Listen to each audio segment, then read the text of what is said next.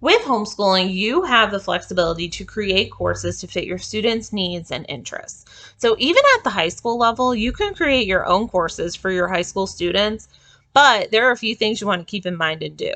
So the first thing you want to do is create a formal course title for the class that you're creating. So for my children, they're really interested in birds. They like to go on nature walks and observe the birds. They watch documentaries on the birds. So if I was going to create a high school level course for them, I would call it Intro to Ornithology. It looks professional on a transcript, and it sounds exactly like what it is, an introductory course to the study of birds. So you want to think about that when creating these courses, what will look good on a transcript, but reflect what the course is about. The second thing you want to do is determine how many credits the course is going to be worth. So 60 to 90 hours is equivalent to a half a credit, and then 120 to 150 hours is worth 1 credit. Determining the credit value to these courses can be done while you're planning the course, or you can do it at the end. You can track how many hours you're spending or your student is spending on the work, and then just tally it up and calculate it at the end. That's completely fine as well. The last thing you're going to want to do is create a course syllabus for your class. So I have created a lot of course syllabus for my psychology classes that I teach.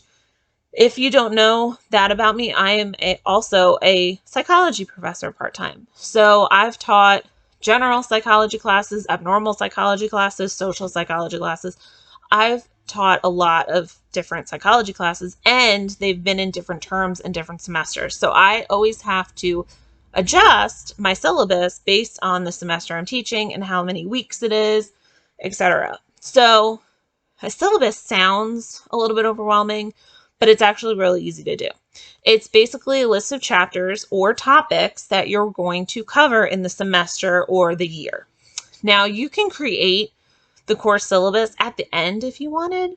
I couldn't do that with my college classes. I had to have it at the beginning, but you can create the list as you go, and just kind of keep it in a notebook, jot down, we learned about this week, and just tally it up and write week 1, we covered this, week 2, we covered that.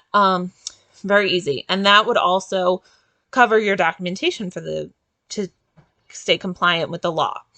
So that's just a little bit about creating your own high school class. Again, we have the flexibility to create what we want with high school. Just stay compliant with the law. You have to cover those 5 basic subject areas, but you can create your own science classes.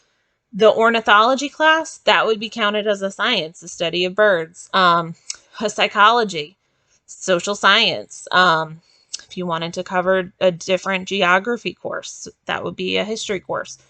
So we have a lot of flexibility there. So if you have any questions, feel free to reach out.